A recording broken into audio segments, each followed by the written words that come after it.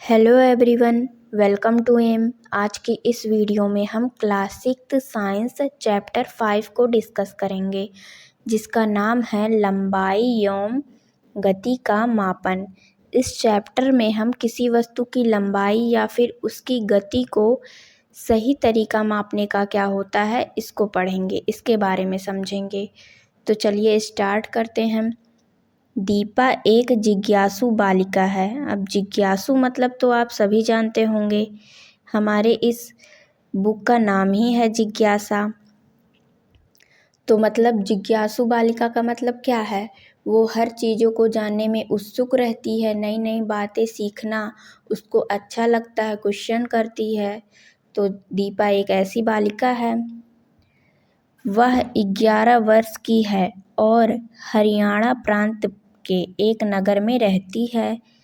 विद्यालय का नया सत्र आरंभ हो चुका है। जैसे आप सभी का नया सत्र आरंभ हो चुका है, 5th से 6th में आप पहुंच गए हैं, उसी तरीके से दीपा का भी विद्यालय का नया सत्र आरंभ हो चुका है।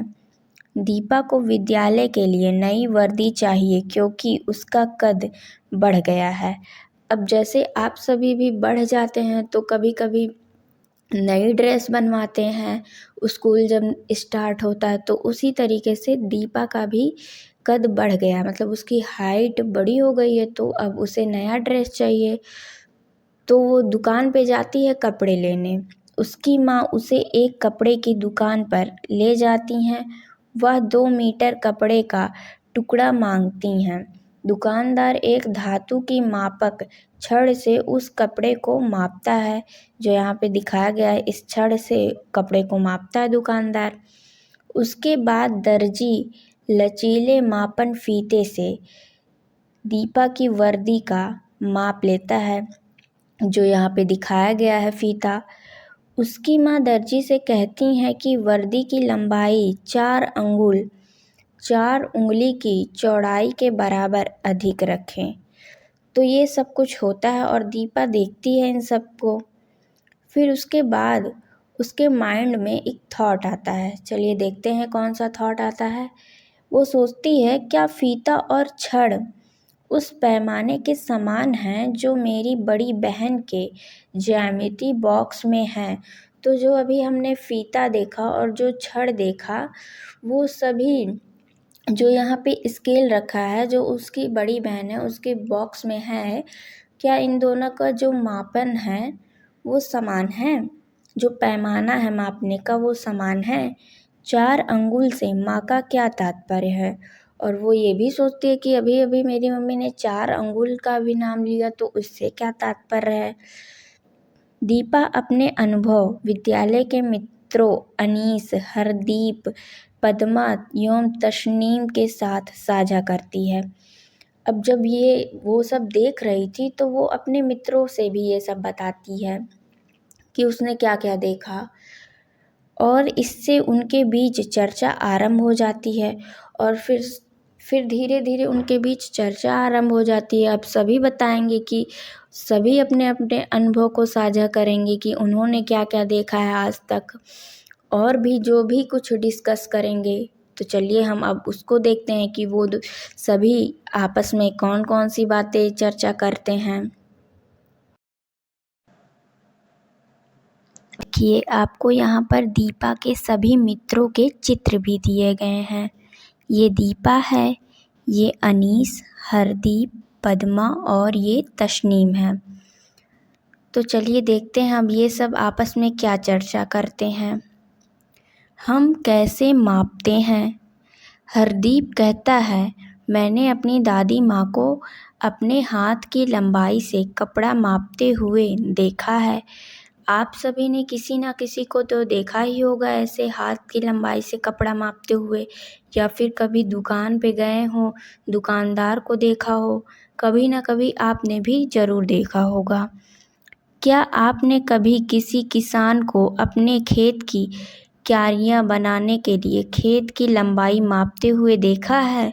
वह चलता जाता है और अपने कदमों की संख्या गिनता जाता है।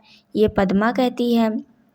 कि जो किसान होता है वो भी कभी कभी लंबाई मापने के लिए अपने कदमों की संख्या को गिनता जाता है। तो ये पद्मा कहती है। और देखिए आगे अनीस ने क्या कहा, अरे कदम ही नहीं, कभी कभी वे मापने के लिए अपने पैर के पंजे की लंबाई का भी उपयोग करते हैं, अनीस ने कहा। और कदम ही नहीं, कभी कभी पैर की लंबाई का भी उपयोग करते हैं। दीपा उत्साह से कहती है, शरीर के अंगों का उपयोग कर लंबाई मापना बहुत रोचक होगा। आओ हम भी शरीर के अंगों का उपयोग कर कुछ मापते हैं। तो दीपा बहुत एकदम उत्साह से कहती है कि कितना अच्छा लगता होगा ना, मतलब उसको बहुत अच्छा लगा। तो उसने भी कहा चलो हम भी कुछ मापते हैं अपने शरीर के अंगों का उपयोग करके। हमें क्या मापना चाहिए? अच्छा आओ हम अपने कक्षा कक्ष में रखे मेज की लंबाई मापते हैं, तस्नीम कहती है। तो तस्नीम कहती है चलो जो हमारे क्लास में मेज रखा है उसकी लंबाई हम मापते हैं। पद्मा बात आगे बढ़ाते हुए कहती है, और इसको मापने के लिए हम शरीर के किस अंग का उपयोग करेंगे? मतलब हम कदम से नापेंगे या हाथ से, मतलब किस अंग का उपयोग करेंगे? तो ये कहती है, दीपा कहती है, हम हाथ के पंजे की चौड़ाई का उपयोग करते हैं। मैं दिखाती हूँ कि यह कैसे किया जाता है। मैंने अपनी माँ को इसका उपयोग करते हुए देखा है। तो यहाँ पे देखिए कुछ इस तरीके से ये लोग अभी मापेंगे। वह इसे बालिस्त हैंड स्पेन कहती है। हरदीप ने कहा, अच्छा आओ हम अपने माप को अंकित भी करते हैं। अब क्या करेंगे, सभी मित्र जो हैं वो अपने हैंड स्पेन से मापेंगे और उसको जो माप है, जो माप आया है उसको वो सब अंकित भी करेंगे। क्योंकि सबका माप समान नहीं होगा, किसी का हाथ बड़ा होगा और किसी का हाथ छोटा होगा। तो इस वजह से सबका माप भी अलग अलग होगा। मापने के लिए बालिस्त का उपयोग, इसे हम हैंड स्पेन भी कहते हैं। देखिए यहाँ पे ऐसे मापा जा रहा है, फिर यहाँ इधर से लेके इधर तक ऐसे मापेंगे, ऐसे ये लोग मापते चले जाएंगे।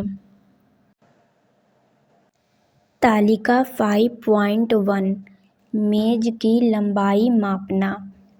विद्यार्थी का नाम, बालिस्तों की संख्या। अब सभी ने अपनी संख्या को भी अंकित किया था ना, तो चलिए अब देखते हैं क्या क्या आया। अनीस का कितना आया? 13 से थोड़ा अधिक। पद्मा का 13 आया। तस्नीम का 13 से थोड़ा कम। दीपा का 13 एवं 14 के बीच में। और हरदीप का 14 आया। तो इससे ये पता चलता है कि सबकी जो हैंड स्पेन है वो समान नहीं होते, अलग अलग होते हैं। पद्मा कहती है, अरे मेज की लंबाई के माप में हम सभी के बालिस्तों की संख्या तो भिन्न भिन्न प्राप्त हुई है। तब हम बालिस्तों में मेज की लंबाई के बारे में क्या कह सकते हैं? अब वो लोग देखते हैं कि ये तो सबका अलग अलग है, फिर भी लोग क्यों इससे मापते हैं, तो ये लोग सोच ही रहे होंगे, परंतु ये संख्याएं भिन्न क्यों होनी चाहिए? हरदीप विचार पूर्वक पूछता है। तस्नीम कहती है, मुझे लगता है कि इसका कारण हमारे बालिस्तों की माप अलग अलग होना है। तो वो लोग पहले ये सोचते कि अलग अलग ये क्यों आया है बालिस्तों की संख्या। तो फिर तस्नीम कहती है कि उसे लगता है कि जो हमारे हाथ हैं वो किसी के बड़े हैं, किसी के छोटे हैं, इसी वजह से ऐसा हुआ है। अनीस ने सुझाया, आओ इसकी जांच करते हैं। अब उन पांचों ने अपने अपने बालिस्त एक दूसरे के साथ रखे और इस निष्कर्ष पर पहुँचे कि उनके बालिस्तों की लंबाई भिन्न भिन्न है। फिर उन्होंने जब नापा तो देखा कि सबके जो बालिस्त हैं उनकी लंबाई अलग अलग है। दीपा विचार पूर्वक कहती है, संभवतः यही कारण है कि लोग किसी वस्तु की लंबाई मापने के लिए पैमाने या मापन फीते का उपयोग करते हैं। फिर दीपा कहती है कि मुझे लगता है यही कारण है कि लोग कोई भी चीज़ जब मापते हैं तो पैमाना या मापन फीते का उपयोग करते हैं, नहीं तो किसी का छोटा है किसी का बड़ा है तो अलग अलग आएगा। और पहले के टाइम में भी ऐसा ही था, जब लोगों के पास कोई पैमाना नहीं था मापने के लिए, जब वो बालिश्त से या हाथ से पैर से मापते थे तो कुछ समय बाद उनको ऐसा लगा कि हम ये जो पैमाना है ये गलत है, कोई कम माप के दे रहा है तो कोई ज़्यादा दे रहा है अगर कुछ खरीदने जाओ तो इस वजह से उनको ऐसा महसूस हुआ कि हमें एक पैमाना बनाना चाहिए जो समान हो, जो हर जगह समान हो। मतलब अगर कहीं दुकानदार से के पास गए फिर भी समान होगा वो, और घर पे भी मापते हैं हम तब भी समान होगा। बालिश की तरह नहीं होगा कि किसी का छोटा है किसी का बड़ा। तो इसी वजह से पैमाने का निर्माण किया गया, मापन फीते और भी बहुत सी चीज़ों का निर्माण किया गया। जब दीपा और उसके साथी अपने अपने बालिश्त की लंबाई से मेज की लंबाई की तुलना करते हैं तब मेज की लंबाई को बालिश्तों की संख्या के रूप में व्यक्त करते हैं। यहाँ मापन के लिए उपयोग में लाया गया बालिश्त एक मात्रक यूनिट का उदाहरण है। अब जो इन लोगों ने मापा है, बालिश्त जो आया है वो एक मात्रक है, जिसके बारे में आप इस चैप्टर में और अच्छे से पढ़ेंगे आगे। अतः लंबाई दो भागों में व्यक्त की जाती है, संख्या और मात्रक। किसी का 14 बालिश्त आया तो किसी का 13, किसी का 13 से कम, तो इसीलिए एक संख्या है और एक मात्रक है। उदाहरण के लिए यदि मेज की लंबाई 13 बालिश्त के समान है तो 13 क्या है, संख्या है, और बालिश्त क्या है, मापन के लिए चुना गया मात्रक है। तथापि बालिश्त और उसके समान अन्य मात्रक, जैसे अब सिर्फ बालिश्त तो है नहीं मात्रक के रूप में, और भी बहुत सी चीज़ें हैं जैसे हाथ है, पैर, मुट्ठी या उंगली की लंबाई भिन्न भिन्न व्यक्तियों की भिन्न भिन्न हो सकती हैं। तो क्या है, बहुत सी चीज़ें हैं मात्रक के रूप में। अतः एक ऐसे मात्रक की आवश्यकता है जिससे अलग अलग लोगों द्वारा लिया गया एक ही लंबाई का माप एक समान हो। तो अगर हम इसी तरीके से मापते रहेंगे तो कभी भी हमें सही नहीं मिलेगा। जो भी वो जिस तरीके से मापना है हमें कभी भी सही उसका निश्चित नहीं मिलेगा कि क्या है उसकी लंबाई क्या नहीं है। लेकिन अगर हम कोई पैमाना बनाते हैं तो हम सही से नाप लेंगे। तो इसीलिए क्या है, यहाँ पे कहा गया है कि हमें एक ऐसे मात्रक की आवश्यकता है जिससे अलग अलग लोगों द्वारा लिया गया एक ही लंबाई का माप एक समान हो, अलग अलग ना हो। प्राचीन काल से ही भारत में मापन प्रणालियों का एक समृद्ध इतिहास रहा है। भारत में बहुत पुराने समय से ही मापन प्रणालियों का उपयोग किया जा रहा है और इसका एक समृद्ध इतिहास रहा है। प्राचीन भारतीय साहित्य में कुछ मात्रकों का वर्णन है और हमारे जो साहित्य हैं उनमें कुछ मात्रकों का वर्णन भी किया गया, जैसे अंगुल, उंगली की चौड़ाई, बहुअंगुल, धनुष, योजन आदि, इन सभी का वर्णन किया गया है हमारे साहित्य में। उनका उपयोग कलाकृतियों, वास्तुकला और नगर नियोजन में होता था। और इनका उपयोग लोग किस में करते थे, मूर्ति बनाने में, मंदिर बनाने में, या फिर किसी नगर का निर्माण हो रहा है उन सभी में इनका उपयोग किया जाता था। बढ़ई और दर्जी जैसे पारंपरिक शिल्पकार आज भी अंगुल का उपयोग करते हैं। और आप सभी ने देखा होगा कि हमारे घर में या फिर बढ़ई, दर्जी, ये सब जो लोग हैं वो लोग आज भी बहुत पुराने समय से आज तक वो लोग अंगुल का ही उपयोग कर रहे हैं। सिंधु, सरस्वती, हड़प्पा सभ्यता के उत्खनन स्थलों से प्राप्त अनेक वस्तुओं में रेखांकित चिन्ह पाए गए हैं जो पैमाने हो सकते हैं। अब आपने सिंधु सभ्यता के बारे में तो पढ़ लिया होगा क्योंकि क्लास 6 में इसके बारे में अच्छे से बताया गया एसएसटी के बुक में। तो उसमें जब उत्खनन किया गया तो जो भी वस्तुएं मिली उनके ऊपर बहुत से कुछ ऐसे चिन्ह पाए गए हैं, कुछ ऐसी रेखाएं हैं जिनको आज तक पढ़ा नहीं गया है। तो वो हो सकता है कि वो पैमाने भी हों, क्योंकि पढ़ा नहीं गया है तो वो कुछ भी हो सकता है। अब चलिए समझते हैं मानक मात्रक किसे कहते हैं। मानक मात्रक मतलब क्या होता है कि जो हर जगह समान हो, एक मानक हो उस मात्रक का। मतलब अगर हम घर पे नाप रहे हैं तो घर पे भी वही वैल्यू आएगी, बाहर किसी अलग देश में नापा जा रहा है तो भी वही समान वैल्यू आएगी। इस तरीके से नहीं होगा कि हम हाथ से नाप रहे हैं तो किसी का अलग आएगा, किसी का अलग आएगा, ऐसा नहीं होगा, हर जगह समान ही होगा। संसार के विभिन्न भागों में समय के साथ विभिन्न मात्रक प्रणालियाँ विकसित हुईं और अलग अलग इस पूरे संसार में अलग अलग जगह पे अलग अलग मात्रक प्रणालियाँ विकसित हुईं।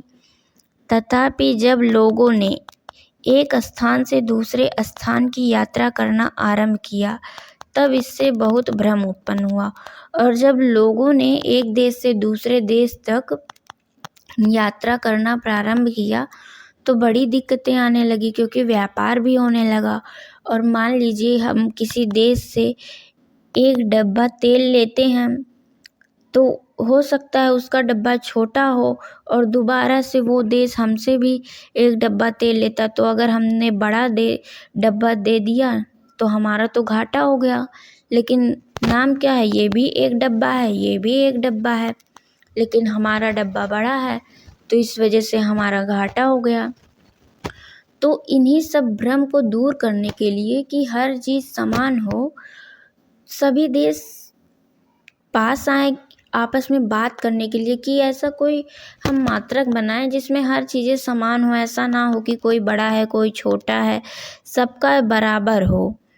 हम किसी भी देश से लें तो बराबर हो, ऐसा ना हो कि किसी का बड़ा है किसी का छोटा है।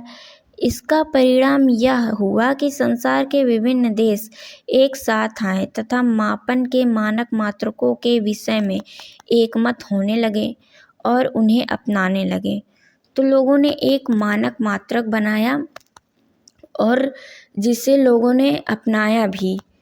नहीं तो व्यापार में बहुत दिक्कतें आ जाती, कभी कम कभी ज़्यादा, ऐसे बहुत से लड़ाइयाँ झगड़े भी होने लगता कि तुमने कम दिया तुमने ज़्यादा दिया, ऐसे बहुत सी दिक्कतें आती। लेकिन जब मानक मात्रक होगा तो ऐसी कोई दिक्कत आएगी ही नहीं, हर देश से बराबर ही व्यापार होगा। आजकल उपयोग में लाई जाने वाली मात्रक प्रणाली को अंतर्राष्ट्रीय मात्रक प्रणाली अथवा एसआई का फुल फॉर्म क्या है, इंटरनेशनल सिस्टम ऑफ यूनिट्स का संक्षेपाक्षर मात्रकों के रूप में जाना जाता है। तो आजकल हम लोग किसका उपयोग करते हैं, एसआई का। लंबाई का एसआई मात्रक मीटर है। अब ऐसे सबका मात्रक दिया गया, जैसे लंबाई का क्या है एसआई मात्रक, मीटर है, इसका प्रतीक यम है। चित्र 5.2 में 1 मीटर पैमाना दर्शाया गया है, जो यहाँ पे आपको दिख नहीं रहा है, यही है। 1 मीटर को 100 बराबर भागों में विभाजित किया जाता है। और हम क्या करते हैं, 1 मीटर को हम 100 बराबर भागों में विभाजित करते हैं। ये नहीं कि कोई कम है कोई ज़्यादा, बराबर होगा। प्रत्येक भाग को 1 सेंटीमीटर कहते हैं और जो हम विभाजित करते हैं उनको हम क्या कहते हैं, 1 सेंटीमीटर कहते हैं। संभवतः आप मीटर पैमाने के एक छोटे से भाग से परिचित हैं, जो आमतौर पर 15 सेंटीमीटर लंबा होता है। उसे चित्र 5.3 में दिखाया गया है। जो आपके पेंसिल बॉक्स में स्केल होती है ना, उसी की बात यहाँ पे किया गया है। वो कितना बड़ा होता है, 15 सेंटीमीटर का होता है वो।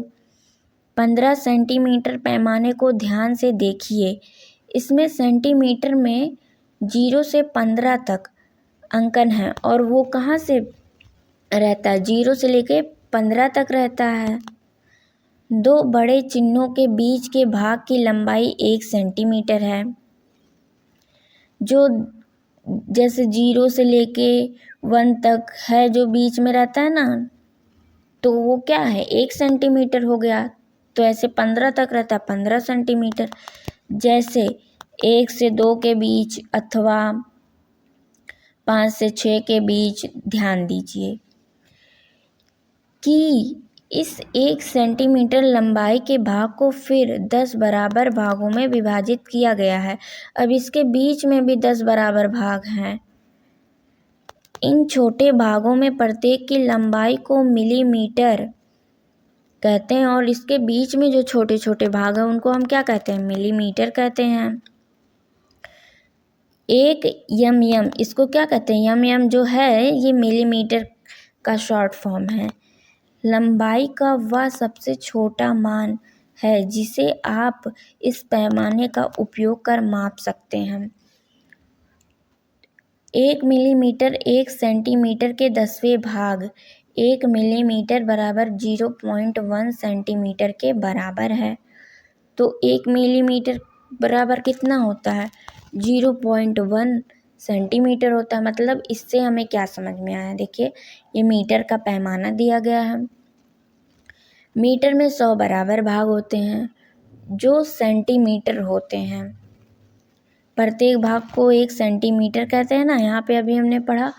और जो सेंटीमीटर होता है, जो स्केल है हमारी बॉक्स में, वो 15 सेंटीमीटर की होती है, लेकिन उसमें भी 10 बराबर भाग होते हैं। यहाँ देखिए 10 बराबर भागों में विभाजित किया गया है। तो वो प्रत्येक भाग क्या होता है? वो मिलीमीटर होता है।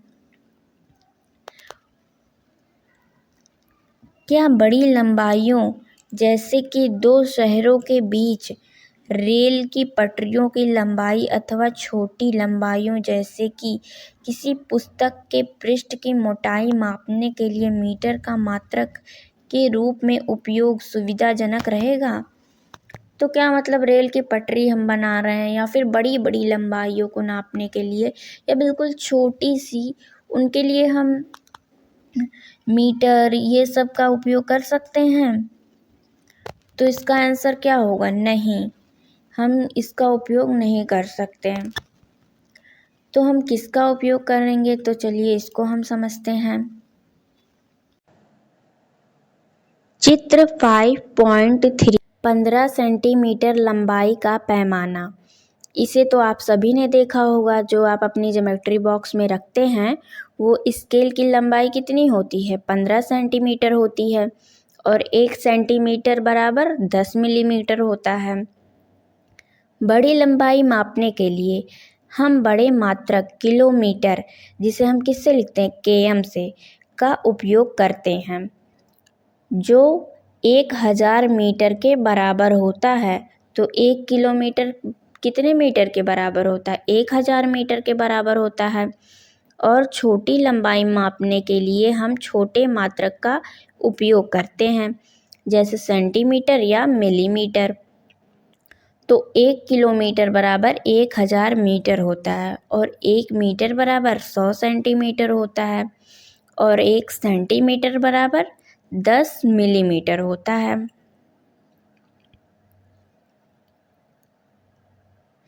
आपने कुछ पैमानों में एक अन्य प्रकार का अंकन भी देखा होगा। इन पैमानों में यह अंकन इंच में है, जहाँ 1 इंच बराबर 2.54 सेंटीमीटर होता है। तो अभी तक हमने सेंटीमीटर और मीटर इन सभी के पैमाने को देखा, लेकिन कुछ पैमाने ऐसे होते हैं जो इंच में मापे जाते हैं। पहले के दिनों में लंबाई मापने के लिए इंच, फुट जैसे मात्रकों का उपयोग होता था और पहले के टाइम में लोग इंच, फुट से ज़्यादातर नापते थे। इनका उपयोग अभी भी कुछ लोग करते हैं और अभी भी इनका उपयोग लोग करते हैं। ज़्यादातर लोग जब अपनी हाइट को मापते हैं तो इंच, फीट इसी सब में लोग अपनी हाइट को मापते हैं कि मैं कितने फुट का हूँ। आप सभी ने कभी ना कभी तो इसे सुना ही होगा। अब देखिए यहाँ पे हरदीप क्या कह रहा है। मान लीजिए कि हम सभी फिर से मेज की लंबाई मापते हैं। तो कह रहा है कि हम फिर से मेज की लंबाई मापते हैं, किंतु इस बार हम मीटर पैमाने का उपयोग करेंगे। लेकिन इस बार वो किसका उपयोग करेगा? हाथ से नहीं, इस बार वो मीटर पैमाने का उपयोग करेगा। क्या हमारे परिणाम अब भी भिन्न भिन्न होंगे? तो क्या जैसे पिछली बार हमारे परिणाम अलग अलग थे, इस बार भी हमारे परिणाम अलग अलग होंगे? तो दीपा क्या कहती है? नहीं, इस बार नहीं होंगे। लेकिन हमें सबसे पहले लंबाई मापन के लिए पैमाने को उपयोग करने की सही विधि सीखनी चाहिए। अगर हमें नापना है किसी चीज़ को तो हमें उसको कैसे उपयोग करते हैं ये सही विधि सीखना पड़ेगा ना, तभी तो सही से नाप पाएंगे। अगर सही विधि ही नहीं पता होगी तो उल्टा सीधा फिर से आएगा, किसी का ज़्यादा आएगा किसी का कम, क्योंकि सही विधि आपको पता ही नहीं है किस तरीके से मापा जाता है। तो इसीलिए अब हम लंबाई मापने का सही तरीका क्या है वो पढ़ेंगे। लंबाई मापने की सही विधि। किसी वस्तु की लंबाई मापने के लिए हमें एक उपयुक्त पैमाने की आवश्यकता होती है। तो किसी वस्तु की अगर लंबाई मापनी है तो हमें उस एक उचित पैमाने की ज़रूरत होती है। जिस हिसाब से वो होगा उसी हिसाब से हम पैमाना लेंगे। अगर वो ज़्यादा बहुत बड़ा होगा तो हम किस में नापेंगे उसको, किलोमीटर में। अगर वो थोड़ा ना ज़्यादा छोटा ना बड़ा तो सेंटीमीटर, जैसे मेज़ की लंबाई थी, तो इसी तरीके से हम उचित पैमाना लेंगे। ये नहीं कि बिल्कुल छोटा सा कोई चीज़ मापना है तो हम किलोमीटर से नाप रहे हैं, तो ये गलत हो जाएगा ना। और कोई बड़ी सी चीज़ है तो हम उसको मिलीमीटर में नाप रहे हैं तो ये भी गलत है। इसलिए हमें एक उचित पैमाने की आवश्यकता होती है। उदाहरण के लिए यदि आपको अपनी पेंसिल की लंबाई मापनी है तो आप 15 सेंटीमीटर पैमाने का उपयोग कर सकते हैं। जैसे अब पेंसिल मापनी है तो क्या हम इसको किलोमीटर में मापेंगे? नहीं, क्योंकि ये बहुत दूरी का तो है नहीं, बहुत लंबा तो है नहीं, और ना बहुत छोटा है कि मिलीमीटर में नापें। इसीलिए हम इसको किस में मापेंगे? सेंटीमीटर में नापेंगे। इसी प्रकार किसी कक्ष की ऊंचाई मापने के लिए मीटर पैमाना या मापन फीते की आवश्यकता पड़ सकती है। अब अगर आप किसी कमरे की ऊंचाई नाप रहे हैं तो आपको मीटर पैमाना या मापन फीते की आवश्यकता पड़ेगी। किसी वृक्ष के तने की मोटाई अथवा अपनी छाती के आकार के माप के लिए आप सीधे तौर पर मीटर पैमाने का उपयोग नहीं कर सकते। अब मान लीजिए कोई वृक्ष है और आप उसके तने की मोटाई कितनी है ये मापना है आपको, तो आप सीधे तौर पे मीटर पैमाने का उपयोग नहीं कर पाएंगे, क्योंकि वो तो सीधा होता तो कैसे नापेंगे, नहीं नाप पाएंगे। ऐसे मापों के लिए दर्जी के फीते जैसा लचीला मापन फीता अधिक उपयुक्त होगा, जो हमने स्टार्टिंग में देखा था। तो क्योंकि वो लचीला होता है तो आप आसानी से मोड़कर माप लेंगे कि कितना तना है उसका। लंबाई का मापन करते समय हमें कुछ सावधानियां बरतने की आवश्यकता होती है। तो अब हम देखेंगे कौन कौन सी सावधानियां बरतनी चाहिए हमें। पैमाने को रखने की सही विधि क्या है? सबसे पहले हम ये सीखेंगे कि हम पैमाने को सही तरीके से कैसे रख सकते हैं। पैमाने को वस्तु के संपर्क में इसकी लंबाई के अनुदिश साथ साथ रखिए, जैसा कि चित्र 5.4 में दिखाया गया है। पैमाना रखने की विधि, ये सही विधि है और ये गलत विधि है। अब तो आप समझ ही गए होंगे कि ये गलत विधि क्यों है, क्योंकि ये दिख रहा है ना आपको, ये टेढ़ा रख दिया गया है। हमको क्या लंबाई के अनुदिश रखना था ना वस्तु के, मतलब उसके साथ साथ सीधे में रखना था। टेढ़ा आड़ा इधर उधर नहीं होना चाहिए, नहीं तो हमें गलत रिजल्ट मिलेगा, सही हमें मिलेगा ही नहीं। तो इसलिए हमें वस्तु के अनुदिश जिसका भी माप लेना है उसके सीधाई में रखना है। पैमाने को पढ़ते समय आँख की सही स्थिति क्या है? अब हम उसको देखेंगे कैसे, ये पता करना है। उदाहरण के लिए यदि आप एक पेंसिल को पैमाने के साथ संरेखित कर उसका माप लेने का प्रयास कर रहे हैं तो आपकी आँख की स्थिति पेंसिल की नोक चित्र 5.5 के ठीक ऊपर होनी चाहिए। अब अगर हम किसी पेंसिल की माप ले रहे हैं तो कैसे देखेंगे? क्या हम यहाँ पे रख के देखेंगे, मतलब इधर से देखेंगे अपनी आँख को? नहीं, अगर हम इधर से देखेंगे तब तो हमें इधर दिखाई देगा और हम इसको समझ लेंगे कि इतनी लंबाई है। तो क्या हम यहाँ गा पे रख के देखेंगे इधर से, तो ये भी नहीं होगा, तो हमें कम दिखाई देगा। हम खा पे रख के देंगे क्योंकि ये क्या है, एकदम बिल्कुल बीचों बीच है, तो हम बीच में रख के देखेंगे ना खा पे। आँख की सही स्थिति खा है क्योंकि वो बिल्कुल बीच में है, जिससे हमें बिल्कुल सही रिज़ल्ट मिलेगा। यदि पैमाने के सिरे टूटे हों तो लंबाई का मापन कैसे करें? अब कुछ लोग स्केल ही तोड़ देते हैं। आप सभी ने देखा होगा, आपकी क्लास में भी कुछ ऐसे बच्चे होंगे जो अपनी स्केल तोड़ देते हैं। तो फिर भी क्या हम माप सकते हैं? तो हाँ, बिल्कुल हम फिर भी माप सकते हैं। तो अब हम ये सीखेंगे कि जब हमारा पैमाना टूट जाता है तो हम कैसे मापें। यदि किसी पैमाने के सिरे टूटे हैं या शून्यांक स्पष्ट नहीं है, तब भी इसका उपयोग मापन के लिए किया जा सकता है।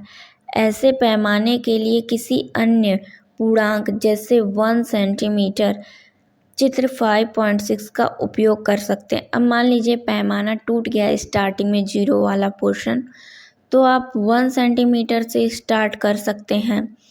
इसके उपरांत आपको दूसरे सिरे के पाठ्यांक से इस पूर्णांक के पाठ्यांक को घटाना चाहिए।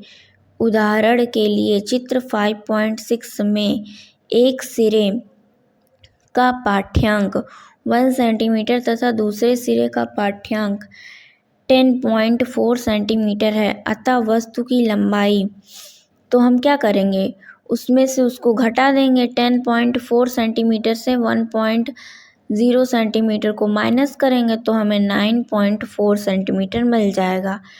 अगर हमारा कोई पैमाना टूट गया है, मान लीजिए स्टार्टिंग का टूट गया, तो हम 1 से करेंगे, लेकिन वो उतना भाग तो टूट ही गया है, तो वो जहाँ तक जाएगा और हमने जहाँ से स्टार्ट किया गया है, जहाँ तक गया यानी 10.4 सेंटीमीटर तक गया, उसमें से जिससे स्टार्ट किया उससे घटा देंगे, तभी सही रिज़ल्ट मिलेगा।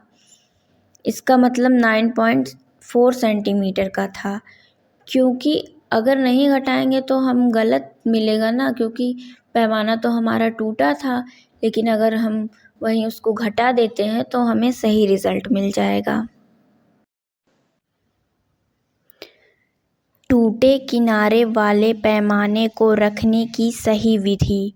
अब हम इसमें ये देखेंगे कि जो स्केल हमारा टूट गया है, उसको मापने के लिए किसी वस्तु को, उसको सही तरीके से कैसे रखेंगे। तो यहाँ ये दिखाया गया ना, 1 सेंटीमीटर से रखेंगे। ऐसा नहीं हम करेंगे कि जहाँ से टूटा वहीं से रख दिए, तो गलत माप आएगा। जहाँ 1 सेंटीमीटर लिखा है वहीं से मापना हम शुरू करेंगे।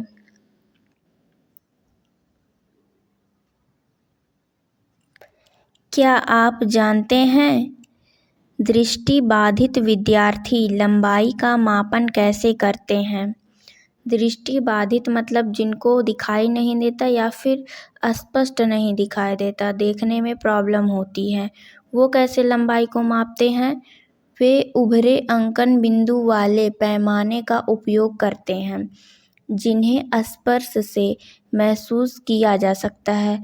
तो उनका पैमाना अलग होता है, उभरा हुआ होता है। यहाँ पे दिखाया गया है ना, उनका पैमाना क्या होता है, जो अंक होते हैं वो उभरे हुए होते हैं, तो वो उसको टच करके महसूस करते हैं और फिर उनको पता चल जाता है कि कितना आया।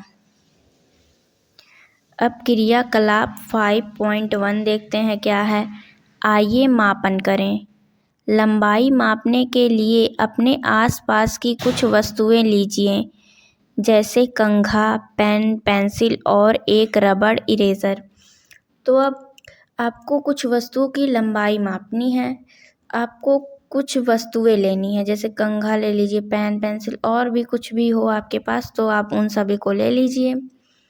मीटर पैमाने से उनकी लंबाई का एक एक करके मापन कीजिए और उसे तालिका 5.2 में लिखिए। अब मीटर पैमाने का उपयोग करिए और उन सभी की लंबाई एक एक करके मापना शुरू कर दीजिए। तालिका 5.2 लंबाई का मापन। वस्तु इसमें लिखना और इसमें वस्तु की लंबाई आपने जो लिया, कंघा, पेन, पेंसिल, इरेज़र, जो कुछ भी लिया आपने उसको इसमें लिखिए और क्या उसकी लंबाई आई। 3 मीटर, 1 मीटर, मतलब जो भी आया है उसकी लंबाई भी लिखिए, लेकिन मात्रक भी लिखना है। ये जो मात्रक है ना, इसको भी लिखना है। ये नहीं कि सिर्फ 3 लिख दिया तो पता कैसे चलेगा कि मीटर है कि सेंटीमीटर है कि मिलीमीटर है, ये भी तो पता करना है ना। तो मात्रक से ही तो पता चलेगा हमें कि कितना बड़ा है वस्तु। लंबाई लिखते समय मात्रक लिखना ना भूलें। जैसा कि अभी मैंने आपको बताया कि आप लंबाई जब लिखेंगे तो उसका मात्रक ज़रूर लिखेंगे, नहीं तो हमें पता ही नहीं चलेगा कि वो कितना बड़ा है, सेंटीमीटर में है, मीटर में है। तो ये हमें पता करने के लिए उसकी लंबाई छोटी है या बड़ी है, मात्रक लिखना बहुत ज़रूरी है। अतः आपके परिणाम के 2 भाग होंगे, एक भाग अंक एवं दूसरा भाग मापन का मात्रक। तो 2 भाग होंगे, एक अंक होगा, मान लीजिए 3 आया तो 1 अंक हो गया, और 3 मीटर आया है तो 1 अंक हो गया और 1 मात्रक हो गया। 3 इसमें अंक हो गया और मीटर जो है मात्रक हो गया। आपकी कक्षा में आपके कुछ मित्रों ने भी उन्हीं वस्तुओं की लंबाई मापी होगी जिनका मापन आपने किया है। तो अभी आपने जिन वस्तुओं का मापन किया है, इरेज़र, कंघा, मान लीजिए किसी बॉटल का, कुछ भी जो मापा है, तो आपके क्लास के बच्चे भी तो उसको मापे होंगे, उसकी लंबाई को। आपके द्वारा मापी गई किसी वस्तु की लंबाई की तुलना अपने मित्रों द्वारा मापी गई उसी वस्तु की लंबाई से करें। अब मान लीजिए आपने किसी बॉटल की लंबाई मापी, तो अब अपने जो आपका फ्रेंड है वो देखिए उसका कितना आया। दोनों का बॉटल अगर सेम है तो देखिए उसका कितना आया। क्या मापी गई लंबाई समान है या थोड़ी भिन्न है। अब फिर देखिए क्या दोनों लोग जो मापे हैं, दोनों लोग का सही आया है, एकदम सही मैच कर रहा है, या फिर दोनों लोग का अलग अलग है थोड़ा। यदि समान नहीं है तो भिन्न होने के संभावित कारणों पर चर्चा करें, और अगर समान नहीं है तो क्या डिफरेंस है उसमें।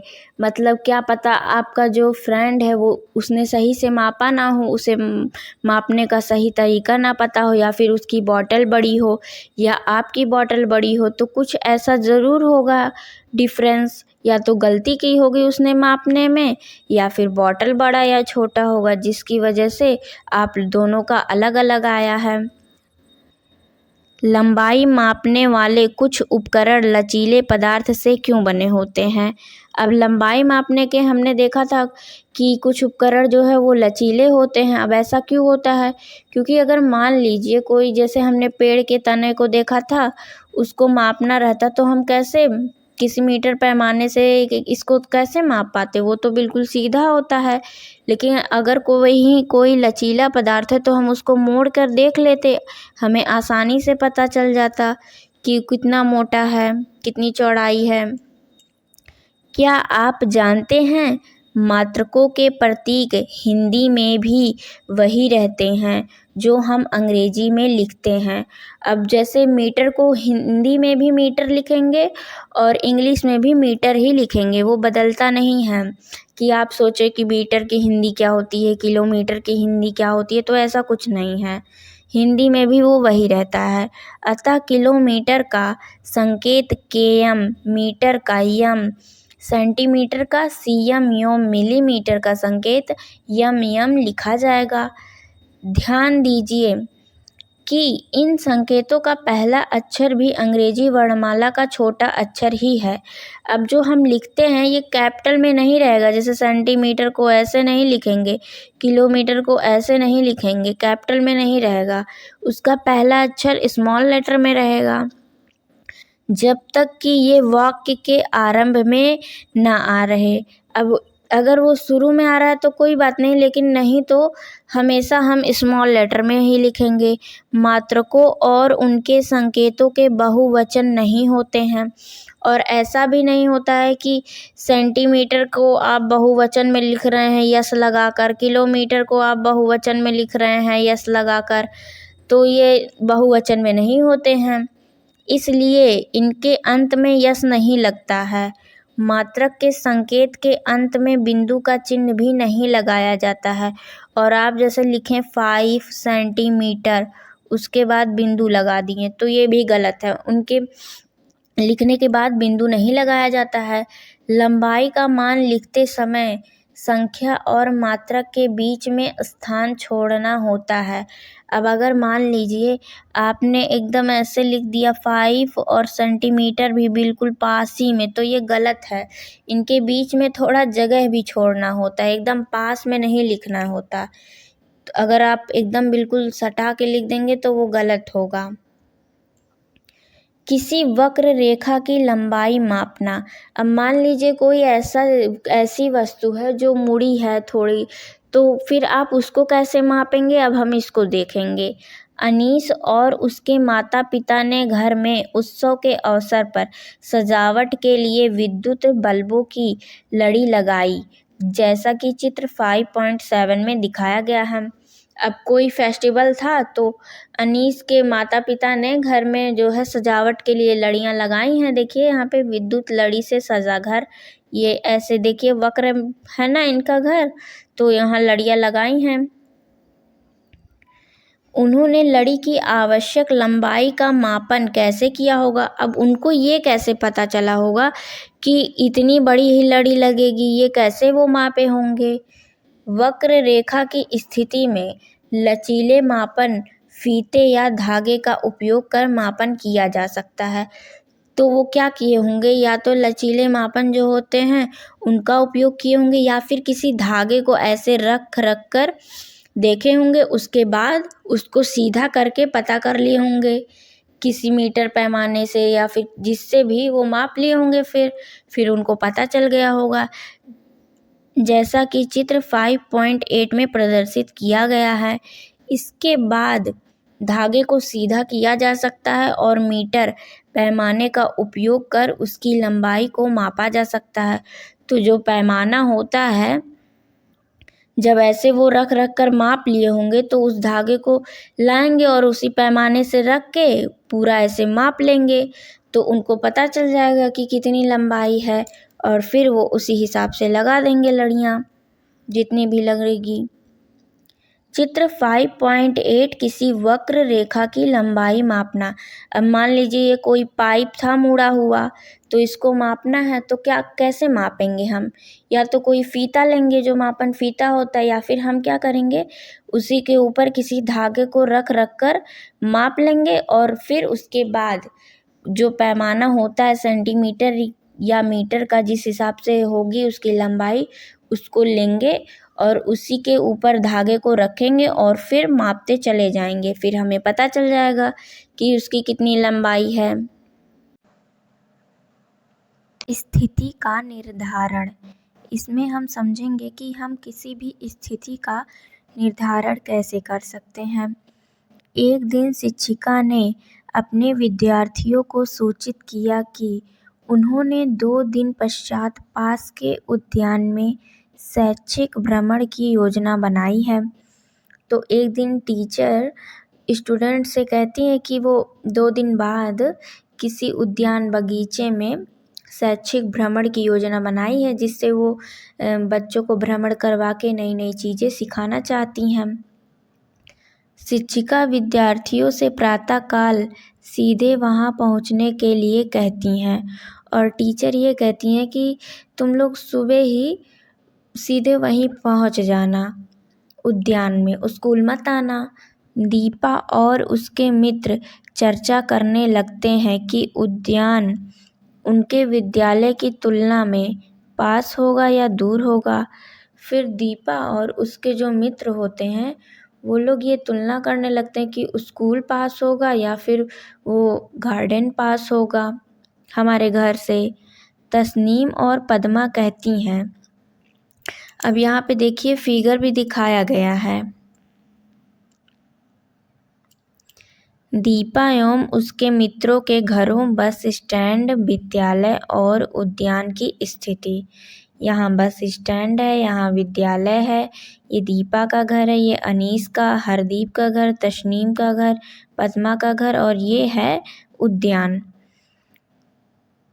तो तस्नीम और पद्मा कहती हैं कि उद्यान पास में होगा। अब तस्नीम ये है और पद्मा का घर ये है, तो ये लोग कहती हैं कि उद्यान जो है पास में होगा। दीपा और अनीस को लगता है कि विद्यालय पास में होगा। वहीं दीपा और अनीस को लगता है कि विद्यालय पास में होगा। हरदीप सोचता है कि दोनों लगभग बराबर दूरी पे हैं और हरदीप क्या सोचता है कि दोनों की दूरी तो बराबर है। तो ऐसा क्यों हो रहा है? आप क्या सोचते हैं कि कौन सही है? तो आप बताइए सही कौन है? क्या किसी ने गलत कहा? सही तो सभी हैं, सभी सही हैं। चित्र 5.9 तब उनका प्रेक्षण भिन्न भिन्न क्यों है? तब उन्होंने जो प्रेक्षण किया वो अलग अलग क्यों है? किसी से घर पास है, किसी से उद्यान पास है, ऐसा क्यों हो रहा है? तो ये इस वजह से हो रहा है क्योंकि सबने अलग अलग स्थिति को माना है, सबने अपने घर को माना है केंद्र बिंदु, उससे वो विद्यालय और उद्यान की दूरी देख रहे हैं। अगर समान केंद्र बिंदु होता तो समान दूरी होती, क्योंकि वे विद्यालय और उद्यान की दूरी का अनुमान अपने अपने घरों से कर रहे हैं। इसके विपरीत यदि उन्होंने एक ही वस्तु या स्थान जैसे कि बस स्टैंड से दूरी के बारे में सोचा होता तो उनका प्रेक्षण समान होता। वहीं अगर उन्होंने बस स्टैंड से देखा होता तो सभी का प्रेक्षण समान होता, सभी की दूरी समान आती। किसी वस्तु की दूरी का निर्धारण किसी नियत वस्तु या बिंदु के सापेक्ष किया जाता है और इस बिंदु को संदर्भ बिंदु कहते हैं। तो हम जब किसी भी दूरी को तय करते हैं, मतलब किसी भी दूरी का पता करते हैं कि कितनी दूरी है, तो हमें एक बिंदु के सापेक्ष करना पड़ता है। मतलब हमें ये देखना पड़ता है कि केंद्र किसको हम मान रहे हैं, हमें वहाँ से दूरी तय करनी पड़ती है, तभी हमारा परिणाम जो आएगा वो समान आएगा। कुछ दिन पश्चात हरदीप उत्साहपूर्वक अपने मित्रों से कहता है, आओ हम सभी खेल के मैदान में चलते हैं। खेल शिक्षिका चाहती हैं कि हम खेल दिवस के लिए चूना पाउडर से रेखाएं खींचकर कबड्डी कोर्ट बनाने में उनकी सहायता करें। तो कुछ दिन पहले, मतलब कुछ दिन बाद हरदीप कहता है खुश होकर उत्साहपूर्वक कि चलो हम खेल मैदान में चलते हैं, और जो खेल शिक्षिका हैं वो ये चाहती हैं कि हम खेल दिवस के लिए चूना पाउडर से कबड्डी जो खेलते हैं ना उस कोर्ट बनाने की सहायता करें, रेखाएं खींचें। पद्मा, हमें अधिक लंबाई के मापन फीते की आवश्यकता होगी, इसे खेल के कक्ष से लेते हैं। तो अगर हम खींचेंगे लाइन तो बहुत बड़ी लंबाई मापन फीते की आवश्यकता होगी ना, तो किससे मापेंगे हम? ये मापन टेप है जिसके बारे में हम बात कर रहे थे, तो हम इससे मापेंगे और फिर खींच लेंगे लाइन। दीपा, देखिए यहाँ पे दीपा क्या कह रही है, आओ सबसे पहले मैदान में हम एक ऐसा बिंदु निश्चित कर लें जहाँ से हम रेखाएं खींचने के लिए दूरी मापेंगे। इस बिंदु को हम अपना संदर्भ बिंदु कहते हैं। जैसा कि अभी हमने कुछ देर पहले समझा संदर्भ बिंदु किसे कहते हैं। तो इन्होंने एक बिंदु मान लिया, इसे इन्होंने अपना संदर्भ बिंदु मान लिया। अब यहाँ से ये लोग अपनी रेखाएं खींचना प्रारंभ करेंगे। कबड्डी का कोर्ट बनाने के लिए रेखाएं खींचना। कुछ दिन पश्चात पद्मा बस से अपने नानी नाना जी से मिलने के लिए दिल्ली जा रही थी। तो कुछ दिन बाद पद्मा अपने नाना नानी के घर जा रही थी। उनके नाना नानी के घर कहाँ था? दिल्ली था। तो वो दिल्ली जा रही थी। वह दिल्ली पहुँचने के लिए उत्सुक थी। और आप सभी भी जब अपने नाना नानी के घर जाते होंगे या फिर कहीं भी जाते होंगे तो वहाँ पहुँचने के लिए बहुत उत्सुक रहते होंगे। तो वैसे वो भी बहुत उत्सुक थी और सड़क के किनारे लगे किलोमीटर सूचक पत्थरों को पढ़ रही थी। ये जो किलोमीटर सूचक पत्थर है ना, इसे वो देख रही थी। इसे हम क्या कहते हैं? सूचक पत्थर कहते हैं, जिसे आप सभी ने देखा होगा। तो वो पढ़ते हुए इसे जा रही थी, देखते हुए, क्योंकि वो बहुत ज़्यादा उत्सुक थी ना, तो देख रही थी कितनी दूरी बाकी है, अभी कितना टाइम लगेगा। 1 किलोमीटर सूचक पत्थर पर दिल्ली 70 किलोमीटर लिखा था। तो उसने देखा एक सूचक पत्थर पर दिल्ली 70 किलोमीटर लिखा था। इसके पश्चात अगले किलोमीटर सूचक पत्थर पर दिल्ली 60 किलोमीटर लिखा था। तो दूरी कम हो रही थी ना दिल्ली की, तो पहले 70 था, फिर 10 किलोमीटर चल लिया तो 60 ही बचा। तो ऐसे दूरी कम होती चली जा रही थी। प्रत्येक क्रमागत किलोमीटर सूचक पत्थर पर यह इंगित कर रहा था कि वह अपने नाना नानी जी के घर के निकट पहुंच रही थी। तो जैसे जैसे किलोमीटर कम होता वैसे वैसे उसे पता चल जाता कि अब कितनी दूरी बाकी है दिल्ली से। तो दिल्ली जो है हमारा क्या हुआ, यहाँ पे आपने अभी देखा ना संदर्भ बिंदु। तो उसी तरीके से जैसे यहाँ पे इन्होंने संदर्भ बिंदु माना है, उसी तरीके से दिल्ली हमारा क्या हो गया? संदर्भ बिंदु हो गया। और जो ये सूचक पत्थर लिखा गया है वो उसकी दूरी बता रहा है कि 70 किलोमीटर है अभी संदर्भ बिंदु से, मतलब कि दिल्ली से। फिर 60 किलोमीटर है, फिर 50, ऐसे ऐसे वो बता रहा है। ये किलोमीटर सूचक पत्थर क्या दर्शाते हैं? पद्मा यह निष्कर्ष कैसे निकाल पाती है कि वह अपने गंतव्य स्थान के निकट पहुंच रही है? तो पद्मा देखती है कि जो है किलोमीटर की संख्या घटती जा रही है, तो इससे उसे आइडिया लग गया कि अब मैं धीरे धीरे अपने गंतव्य स्थान यानी कि दिल्ली के निकट पहुंचती जा रही हूँ। ये किलोमीटर सूचक पत्थर दिल्ली से उसकी दूरी को इंगित कर रहे थे, अतः इस परिस्थिति में दिल्ली संदर्भ बिंदु है। तो ये जो किलोमीटर सूचक पत्थर हैं ये क्या कर रहे थे? दिल्ली से उसकी दूरी बता रहे थे कि अभी दिल्ली कितनी दूर है। और दिल्ली हमारा क्या हो गया उस वक्त? संदर्भ बिंदु हो गया। जैसे यहाँ पे देखिए चित्र में दिखाया गया है, दिल्ली को संदर्भ बिंदु मानकर विभिन्न किलोमीटर सूचक पत्थरों की स्थितियाँ। जैसे यहाँ से चली गाड़ी जिस पे वो बैठ के आ रही थी, तो फिर पहले 70 किलोमीटर था, फिर कुछ दूरी चले तो 60 किलोमीटर, फिर कुछ दूरी 50 किलोमीटर। इसका मतलब ये हुआ कि जो दिल्ली हमारी है, जो संदर्भ बिंदु हमने जिसको माना है, उसके नज़दीक हम पहुंच रहे हैं। मतलब हमारी दूरी घट रही है क्योंकि हम उसकी तरफ जा रहे हैं। उससे दूर जाते तो उससे दूर होती दूरी, मतलब दूरी बढ़ती जाती, लेकिन उसके नज़दीक जा रहे हैं हम। फिर कुछ दूरी चले तो 40 किलोमीटर, फिर 30, 20, 10, ऐसे ऐसे करके हम कहाँ पहुँच गए? हम दिल्ली पहुँच गए।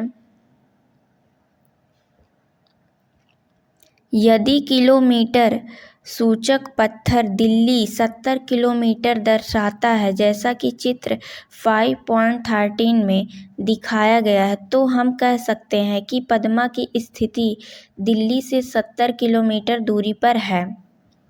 तो अगर पद्मा यहाँ पे है और 70 किलोमीटर दिखा रहा है, तो इसका मतलब क्या हुआ कि पद्मा दिल्ली से कितनी किलोमीटर दूर है? अभी 70 किलोमीटर दूर है। अभी जब 70 किलोमीटर और चलेगी तब दिल्ली पहुँच जाएगी।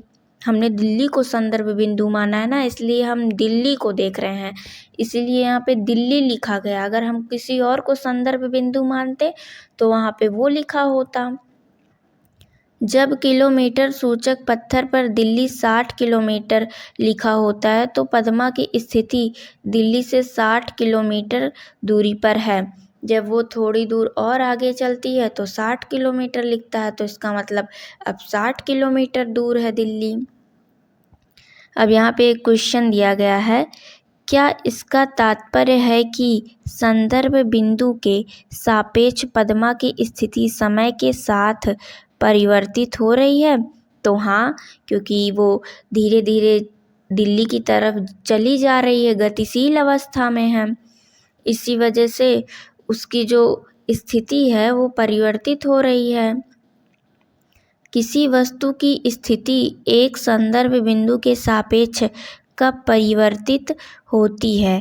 क्या यह तब परिवर्तित होती है जब वस्तु गतिशील होती है? तो जब गतिशील होगी, अभी मान लीजिए वो विरामावस्था में हो, कोई गति ना कर रहा हो, तो कैसे परिवर्तित होगी? लेकिन गतिशील अवस्था में होगी तभी तो परिवर्तित होगी उसकी दूरी। गतिशील वस्तुएं। क्रियाकलाप 5.2। आइए खोज करें। अपने आसपास की वस्तुएं देखिए और 5 गतिशील वस्तुओं तथा 5 ऐसी वस्तुओं की सूची बनाइए जो स्थिर विराम अवस्था में हैं। तो आपको अपने आसपास की वस्तुओं को देखना है और 5 गतिशील वस्तुओं को और 5 ऐसी वस्तुएं जो विराम अवस्था है, मतलब जो हिल डुल नहीं रही हैं, जो स्थिर हैं, उनको लेना है, उनको लिखना है। अपने प्रेक्षण को तालिका 5.3 में लिखिए। विचार कीजिए कि आपने यह कैसे सुनिश्चित किया कि कोई वस्तु गतिशील है अथवा स्थिर है। अब ये भी आप विचार कीजिए, ये आपको कैसे पता चला कि कोई वस्तु गतिशील है और कोई स्थिर कैसे है, ये भी आपको सोचना है। तालिका 5.3 में अपने निर्णय का औचित्य लिखिए। तो आपको तालिका 5.3 में जो भी आपने निर्णय लिया है उसका औचित्य लिखना है। तालिका 5.3 अपने आसपास की वस्तुओं का प्रेक्षण। आपके आसपास जो भी गतिशील वस्तुएं हैं और जो भी स्थिर वस्तुएं हैं, आपको उनको अलग अलग बॉक्स में लिख लेना है। गतिशील वस्तुओं को इस बॉक्स में लिखना है और स्थिर वस्तुओं को इस बॉक्स में लिखना है और उसका औचित्य भी बताना है, मतलब कारण भी बताना है कि ऐसा क्या दिखा कि आपने उसे गतिशील कह दिया, और इसमें भी औचित्य बताना है कि ऐसा क्या दिखा कि आपने उसे स्थिर कह दिया। तो चलिए देखते हैं। गाय खेत में चर रही है, तो गाय खेत में चर रही है, इसको हमने गतिशील में रख दिया। अब औचित्य बताना है हमें कि वो गतिशील क्यों है। तो कोई भी वस्तु गतिशील कब कही जाती है? जब समय के साथ उसकी स्थिति बदलती जाती है। अब गाय यहाँ पे चर रही है, आपने देखा, कुछ समय बाद आप आकर देखेंगे तो गाय यहाँ से कहीं और चली जाएगी, यहाँ चरने चली जाएगी, फिर कुछ समय बाद यहाँ पे, यहाँ मतलब वो उसकी स्थिति बदलती जाएगी, वो एक जगह पे नहीं टिकी रहेगी। तो इसीलिए हम इसे क्या कहेंगे? गतिशील वस्तुएं कहेंगे। वहीं पेड़ को हमने किस में रखा है? स्थिर वस्तुएं में रखा है। अब हमें कारण भी बताना है, औचित्य भी बताना है कि हमने उसे स्थिर क्यों कहा। तो आप किसी भी पेड़ को देखिए, क्या समय के साथ उसकी स्थिति बदल रही है, मतलब समय के साथ वो गति कर रहा है। मान लीजिए आप आज किसी पेड़ को देखते हैं, फिर कल आप आते हैं, तो क्या पेड़ वो कहीं और चला जाता है? ऐसा तो होता नहीं, वो पेड़ फिर भी वहीं रहता है। तो इसी वजह से पेड़ हमारा क्या हुआ? स्थिर वस्तु में आया। और भी जो भी आप अपने आसपास वस्तुएं देखते हैं गतिशील, उनको इसमें लिखना है, और जो स्थिर देखते हैं उनको इसमें लिखना है। अब गतिशील में आप और भी कौन कौन से लिख सकते हैं? हमारी पृथ्वी भी गतिशील में ही आएगी। वो अपने धुरी पे तो घूमती ही है, साथ साथ वो सूर्य का भी चक्कर लगाती है। और जैसे चलती कार हो गई, नदी हो गई जिसमें पानी का धारा जो है वो भी हो गया, तितली उड़ रही है कोई, तो ये सब क्या हो गया? गतिशील वस्तुएं हो गई। वहीं स्थिर वस्तुएं में घर हो गया, कमरा हो गया, कुर्सी, मेज, बहुत सी ऐसी वस्तुएं हैं जो स्थिर वस्तुओं में आ जाएंगी। तो इन सभी को आपको क्या करना है? इसमें लिख देना है और उसका औचित्य भी बता देना है। अपने औचित्यों की तुलना एवं विश्लेषण कीजिए। कोई कैसे निर्णय ले सकता है कि कोई वस्तु गतिशील है या स्थिर है? कोई वस्तु गति में तब कही जा सकती है जब किसी संदर्भ बिंदु के सापेक्ष उसकी स्थिति समय के साथ परिवर्तित होती है। तो कोई वस्तु गतिशील कब कही जाती है? जब किसी के सापेक्ष, यहाँ पे हमने अभी देखा कुछ देर पहले दिल्ली के सापेक्ष हमने देखा था दूरी घटती जा रही थी, मतलब वो पास आ रही थी, और इससे हमें ये पता चल रहा था कि वो गतिशील अवस्था में है। समय के साथ धीरे धीरे उसकी दूरी परिवर्तित हो रही थी ना, कम हो रही थी, दिल्ली के सापेक्ष हमने देखा था ना। तो उसी तरीके से हमें एक संदर्भ बिंदु चाहिए, उसके सापेक्ष, तब हमें पता चलेगा कि वो गतिशील है या स्थिर है। बिना संदर्भ बिंदु के हम पता नहीं कर सकते कि कोई वस्तु गतिशील अवस्था में है या स्थिर अवस्था में है। यदि किसी संदर्भ बिंदु के सापेक्ष किसी वस्तु की स्थिति में समय के साथ परिवर्तन नहीं होता है तो वह वस्तु स्थिर है, और अगर वहीं किसी वस्तु के सापेक्ष, मतलब संदर्भ बिंदु जो है उसके सापेक्ष किसी वस्तु में गति नहीं हो रही है, समय के साथ परिवर्तन नहीं हो रहा है, तो हम उसे क्या समझ लेंगे? वो स्थिर अवस्था में है। अब इसको आप और अच्छे से अभी समझेंगे और भी जानें।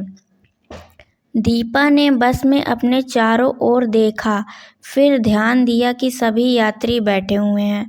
तो दीपा ने बस में देखा कि सभी यात्री बैठे हुए हैं। उसने 1 मिनट बाद फिर अपने चारों ओर देखा और पाया कि वे अब भी अपनी सीट पर बैठे हुए हैं। फिर कुछ देर बाद उसने फिर से देखा तो फिर से उसने पाया कि सभी बैठे हुए हैं। वह आश्चर्यचकित हुई, क्या ये गतिशील हैं? उसने निष्कर्ष निकाला कि यात्रियों की स्थिति समय के साथ परिवर्तित नहीं हो रही है, अतः निश्चित ही ये स्थिर हैं। तो उसने जब भी देखा तो वो यात्रियों की जो स्थिति है वो समय के साथ बदल ही नहीं रही है, मतलब वो बैठे ही हैं। तो इसका मतलब क्या हुआ कि वो स्थिर अवस्था में हैं। तथापि जब उसने बाहर देखा तो उसने पाया कि वे गतिशील हैं, क्योंकि बाहर की वस्तुओं के सापेक्ष उनकी स्थिति बदल रही थी। और वहीं अगर कोई बाहर से उन्हें देखता तो उसे क्या लगता? बस तो चल रही है, उसे यही लगता कि वो लोग की गतिशील अवस्था में हैं। संदर्भ बिंदु यह सुनिश्चित करने के लिए महत्वपूर्ण है कि एक वस्तु स्थिर है या गति में है। तो संदर्भ बिंदु से ही हम पता कर सकते हैं कि कोई वस्तु स्थिर है या गतिशील है। यदि दीपा स्वयं बस को संदर्भ बिंदु मानती है तो यात्री स्थिर हैं। अगर दीपा खुद को या बस को मतलब संदर्भ बिंदु मानती है तो क्या होगा? सब स्थिर अवस्था में दिखेंगे। तथापि यदि वह बस से बाहर की किसी वस्तु जैसे एक भवन को संदर्भ बिंदु मानती है तो यात्री और बस गति में है। वहीं अगर बाहर किसी इंसान को मान ले संदर्भ बिंदु तो उसे तो यही लगेगा ना कि जो बस वाले हैं, जो बस जा रही है, वो तो गतिशील अवस्था में है। तो इसी वजह से हम किसी भी वस्तु को गतिशील है या स्थिर है ये बताने के लिए एक संदर्भ बिंदु होना आवश्यक है। मान लीजिए कि आप ऐसे पानी के जहाज में यात्रा कर रहे हैं जो शांत समुद्र पर नियत चाल से सरल रेखा में चल रहा है। तो आपको क्या मानना है इसमें कि कोई समुद्र है वो क्या है? बिल्कुल शांत है और नियत चाल से चल रही है। ऐसा नहीं हो रहा है कि जो एक शिप है ना, जहाज है पानी की, तो बिल्कुल समुद्र शांत है, उस पे वो चल रही है और उसकी चाल क्या है? बिल्कुल नियत है। ऐसा नहीं हो रहा है कि उसकी चाल घट रही है, कभी कभी बढ़ रही है, एक समान चाल से चल रही है उसकी चाल। यह भी मान लीजिए कि जहाज में कोई खिड़की नहीं है और उस जहाज में कोई खिड़की नहीं है, ये भी मान लेना आपको। क्या कोई ऐसी विधि है जिससे आप यह सुनिश्चित कर सके कि जहाज गति में है या विराम अवस्था में? तो ऐसी कोई विधि नहीं है, क्योंकि आप बाहर तो देख नहीं सकेंगे, तो आप कैसे पता कर पाएंगे कि वो किस अवस्था में है, जबकि उसकी चाल भी बिल्कुल नियत है और समुद्र भी बिल्कुल शांत है। अगर वहीं उसकी चाल घटती बढ़ती तो आप पता कर लेते, या फिर समुद्र शांत ना होता तो भी आप पता कर सकते थे कि वो गतिशील है या विराम अवस्था में है। लेकिन जब उसकी चाल बिल्कुल नियत है, समुद्र भी बिल्कुल शांत है, बाहर भी नहीं आप देख सकते, कोई खिड़की नहीं लगी है, तो आप नहीं पता कर सकते कि वो किस अवस्था में है। गति के प्रकार। अब हम गति के प्रकार के बारे में समझेंगे कि कितने प्रकार के होते हैं गति। क्रियाकलाप 5.3 आइए खोज करें।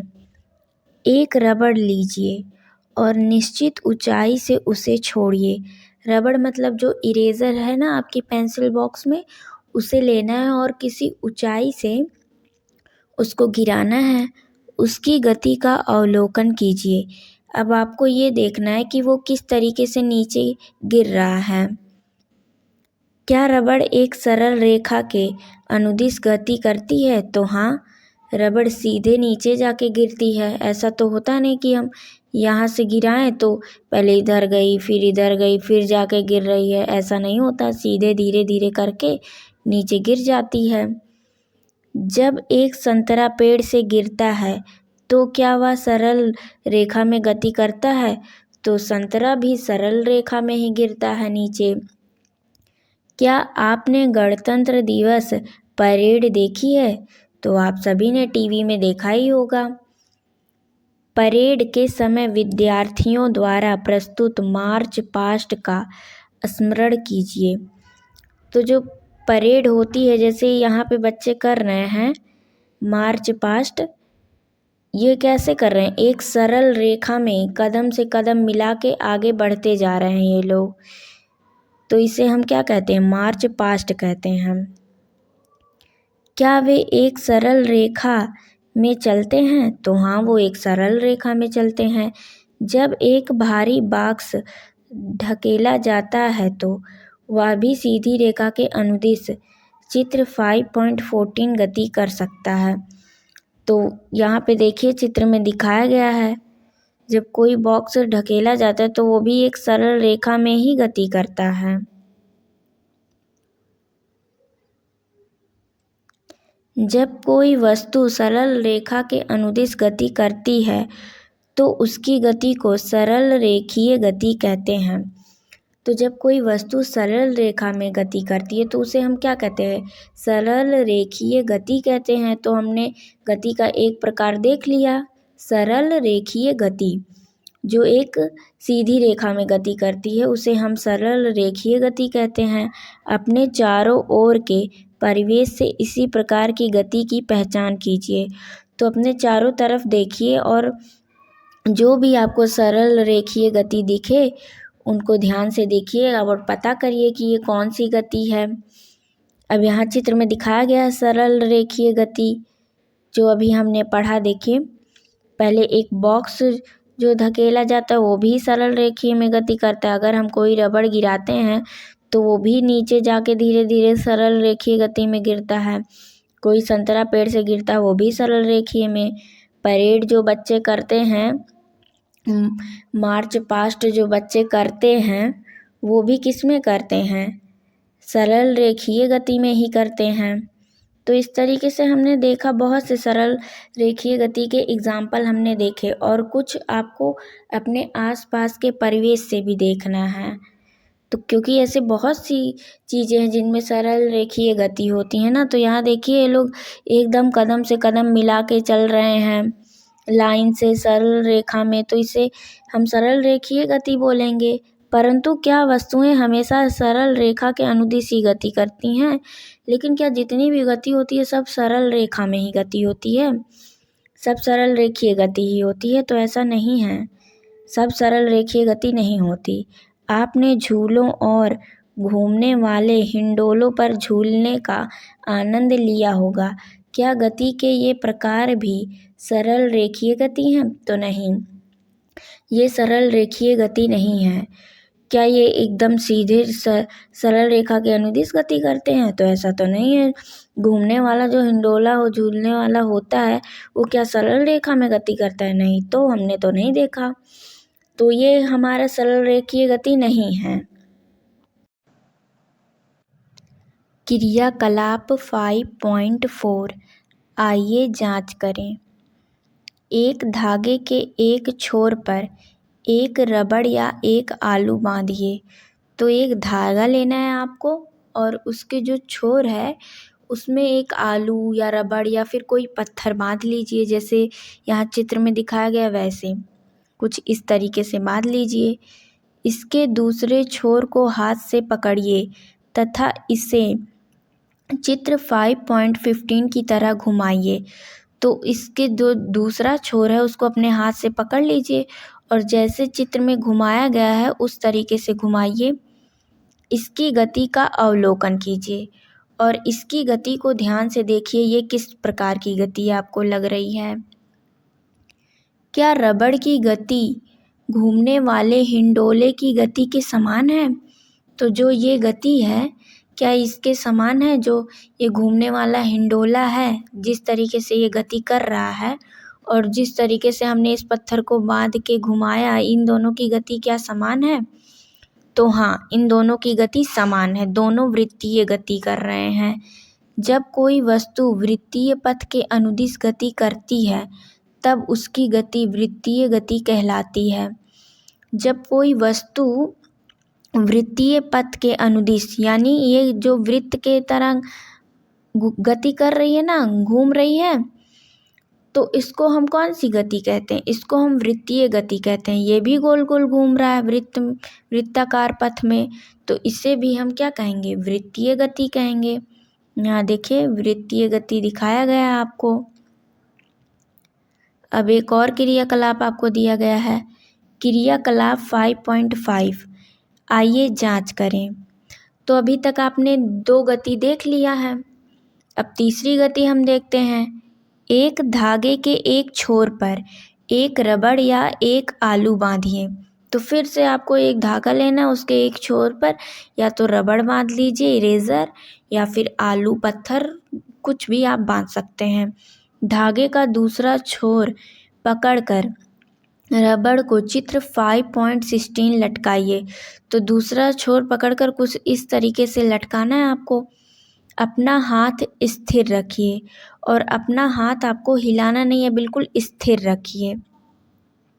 अब दूसरे हाथ का उपयोग करते हुए धीरे से रबड़ को एक ओर ले जाइए। अब इस रबड़ को थोड़ा ऊपर की तरफ ले जाइए दूसरे हाथ का उपयोग करते हुए और फिर छोड़ दीजिए।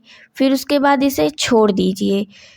चित्र 5.16, क्या यह एक माध्य स्थिति के इधर उधर गति करता है? तो आप देखेंगे ना, ये इधर इधर ऐसे धीरे धीरे गति करने लगेगा जब आप इसे छोड़ेंगे। क्या इसकी गति झूले की गति के समान है? तो ये जो झूला झूल रहा है बच्चा, क्या इन दोनों की गति समान है? तो हाँ समान है, लेकिन इसे हम कौन सी गति कहेंगे? क्या हम इसे वृत्तीय गति कहेंगे? नहीं, ये वृत्तीय गति नहीं है। तो क्या हम इसे सरल रेखीय गति कहेंगे? नहीं, ये सरल रेखीय गति भी नहीं है। ये हमारी कौन सी गति है? दोलन गति है। इसे हम कौन सी गति कहेंगे? दोलन गति कहेंगे। जब कोई वस्तु किसी नियत स्थिति के इधर उधर गति करती है तब उसकी गति दोलन गति कहलाती है। जैसे यहाँ पे देखिए ये बच्चा झूला झूल रहा है ना, इधर उधर गति कर रहा है ना नियत स्थिति के, तो इसे हम क्या कहेंगे? दोलन गति कहेंगे। वैसे ही यहाँ पे ये इरेज़र भी था, नियत स्थिति में इधर उधर गति कर रहा था, तो इसकी गति क्या हो गई? दोलन गति हो गई। जैसे आपने घड़ी देखा होगा लोलक वाली, जिसमें वो भी इधर उधर ऐसे घूमती है ना, कभी इधर कभी इधर, तो ये भी हमारी कौन सी गति हो गई? दोलन गति हो गई। क्रियाकलाप 5. आइए जांच करें। लगभग 50 सेंटीमीटर लंबी धातु की एक पतली पट्टी लीजिए। आप चाहे तो जो लोहे की स्केल होती है उसे भी ले सकते हैं, प्लास्टिक वाली नहीं लेना है, उसमें नहीं इतने अच्छे से वो क्रियाकलाप हो पाएगा, टूट जाएगी स्केल। जो लोहे की स्केल होती है उसे लेना है आपको। इसका एक छोर मेज पर दबा दीजिए, कुछ इस तरीके से जैसे यहाँ दबाया गया है। आप इसे दबाने के लिए कुछ पुस्तकों या एक ईंट का उपयोग कर सकते हैं। तो चाहे बुक से दबा दीजिए या फिर ईंट से या फिर कोई भी भारी चीज़ हो उससे आप दबा दीजिए। पट्टी स्ट्रिप के दूसरे छोर को थोड़ा दबाइए और फिर छोड़िए। तो जो ये स्ट्रिप है ना सीधी बिल्कुल, इसको क्या करना है आपको, ये जैसे ये बुक के नीचे है तो आप इसको थोड़ा नीचे दबा के ले जाइए अपने हाथ से। उसके बाद ये ऐसी हो जाएगी, फिर छोड़ दीजिए। तो जब आप छोड़ेंगे तो क्या होगा, ये वो कभी ऐसे ऐसे ऐसे ऐसे ऐसे गति करने लगेगा। आप सभी ने किया होगा ये चीज़। तो थोड़ा दबा के और फिर छोड़ दीजिए। पट्टी के इस छोर की गति का अवलोकन कीजिए और देखिए कि ये कैसी गति है।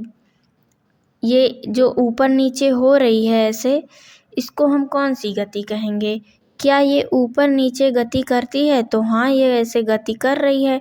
यह भी दोलन गति का उदाहरण है। तो यह भी क्या है, हमारा दोलन गति है। एक धातु की पट्टी में दोलन गति कुछ इस तरीके से जो होता है। अब आपको अच्छे से समझ आ गया होगा।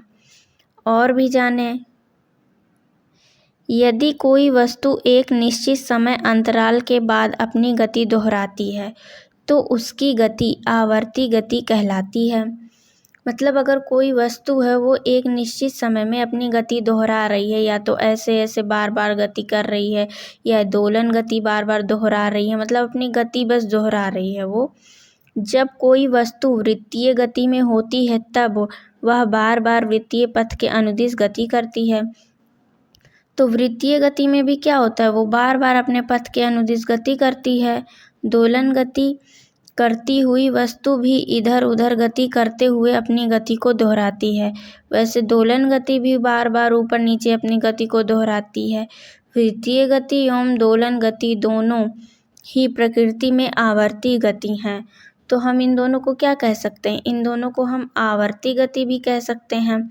जो अपने पथ पे अपनी गति को दोहराते हैं बार बार, उनको हम आवर्ती गति भी कह सकते हैं।